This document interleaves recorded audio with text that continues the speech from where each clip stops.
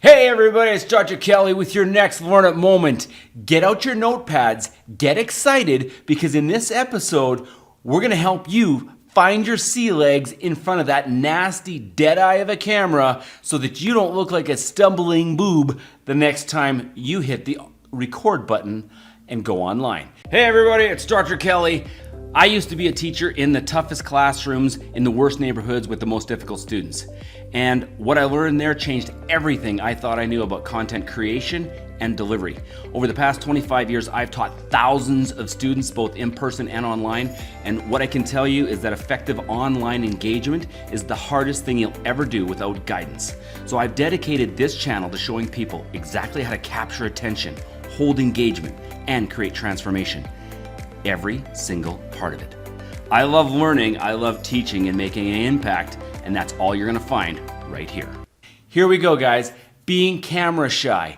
It's not crazy. It's not something that is uncommon. In fact, it's very common. I have personally worked one-on-one with expert public speakers, people that have commanded a room, commanded the attention of more than 1,000 people at one time. And you put them in front of a camera, and all of a sudden, they're nervous, they're sweating, they don't know, where they're gonna go next, they're stumbling, they're like dead fish, they're just like, no charisma at all. What happened? It's the fact that there's no feedback mechanism.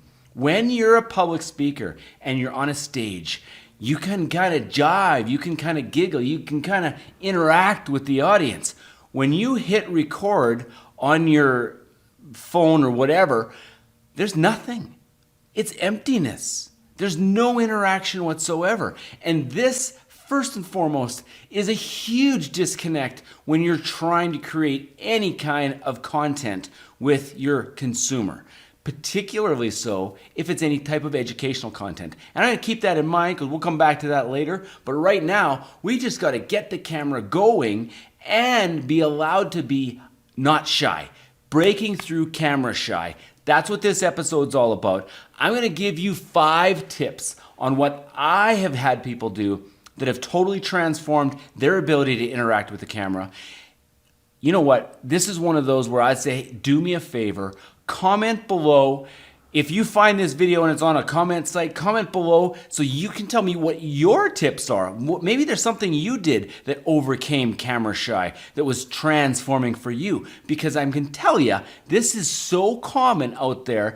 Everybody needs to increase their camera presence, increase their ability to interact with the dead eye of the camera. So here we go. 5 things I recommend right off the bat. First, don't stress about this. Do not stress about this. This is totally normal. Don't get yourself all worked up.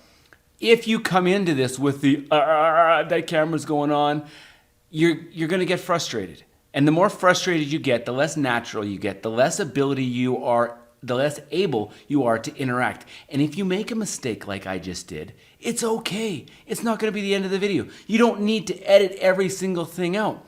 Sometimes it's great just to naturally interact just like it would be if I was here with you right now. In fact, if you were here with me right now, this is exactly how I would be with you. You can know the difference because I've done this so many times that it feels just like you're here. In fact, that's one of my tips for you is I want you to put someone actually behind the camera, like right behind the camera. And when you're just getting used to this, you're going to put them behind the camera and you're going to actually talk directly to them. You need to remember you're looking at the camera lens though. Don't look over here where you think they are. That's a different filming technique. Most times we want you kind of looking into where your audience would be so they can make eye contact with you. This is really, really important that you're contacting, making a connection with people in there. Unless you're trying to do like an editorial thing where I'm talking to a pretend person here, which you could do as well. Put a stuffed animal over there. There's tip number 2. You can actually teach your content, teach whatever you're doing to a stuffy. Stuffies make great listeners. You'd be shocked. I'm not saying I've done this. I'm saying I've recommended people do this. So you can teach a stuffy and they will actually, you can be amazed how far you can overcome this camera shy just by teaching a stuffy your material. So there's 3 things you're going to be able to do right now. First, just drop the bravada that you have to be great. It will come, I promise you. 2, teach somebody. Get your friend, get your dog, put your cat back there and start putting them behind the lens so that you can start to look into the eye of the camera and know it's going to be okay. And then do a stuffy as well if you have to. Try it, play with it. It's a different camera angle. Teach it one time this way and then teach it another time this way so that you can see how it looks. One of them will be more comfortable for you, and there's nothing saying you can't have both. But more importantly than those 2 is you're going to get in the rhythm of rehearsing. I always tell everybody that I'm ever coaching through this, you got to film this or do it 3 or 4 times before you ever hit record. And it's going to come off way, way, way, way easier. If you're trying to just ad-lib this, if you've got a brief outline, but you don't really know where you're going to go with it, it's not going to be near as powerful. You got to remember in the earlier one I said you got to be a master of your material. You got to know your shit inside out, backwards, and upside down. And that way, it doesn't matter. As soon as you turn that camera on, coming up with your next line isn't on the top of your mind. It's like, how do I increase the impact of my next line? How do I say it in a way that will pull people into the camera and not be like, oh my God, I've heard this so many times? Because that's what the users, that's what the consumers are thinking. If you're sitting there and you're reading, okay, in step 2 of setting up my Android phone, make sure that your systems are connected. Oh my God. People make content like that. Can you imagine? Can you imagine consuming it? I can't. I don't. I won't. I refuse to. And I bet you're very similar. Now, this is the 5th thing that you can do. And this is an emergency only. In the extremist, most extreme cases, you can line feed. Which means that you grab your best friend and you say, hey, I need your help. And they come in and they stand right there behind the camera. And you have your script completely written out, and you have them say, okay, in extreme cases only, you can line feed someone. And you say, what? And they say, in extreme cases only, you can line feed someone. And then you say, in extreme cases only, you can line feed someone.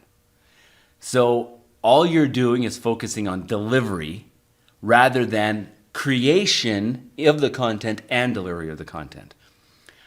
This is a really great technique if you need to get in the rhythm of delivery. I recommend it in extreme cases if you're just like, I need to make this content. I'm so nervous about it. I can't remember the order of things. This is a technique where when your delivery is the most important part of the content system, then you can line feed someone. And that line feed will make it so that the only thing that you're going to focus on is absolute imperative delivery of your content. You can do that. Again, try it out. You will find something works for you.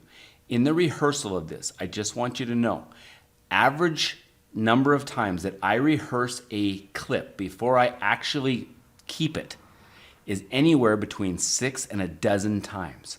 Get into that habit of it's okay. You got to get your energy up. You got to get into the space of conveying information that's going to be engaging and compelling. In order to do that, you can't be walking around in your day-to-day attitude. You need to transform yourself into an online performer. So, that's it, guys. Your action steps today are go through those 5 things, start to work them out, work out the details, and start recording. The only way that you're going to master engaging content creation is by actually doing. enough theory. Go out there, record 5 videos today. If you already are a master, if you've overcome this camera shy stuff yourself, please leave a comment. Everybody benefits. We're trying to make the best content on earth. Let's get out there and get her done.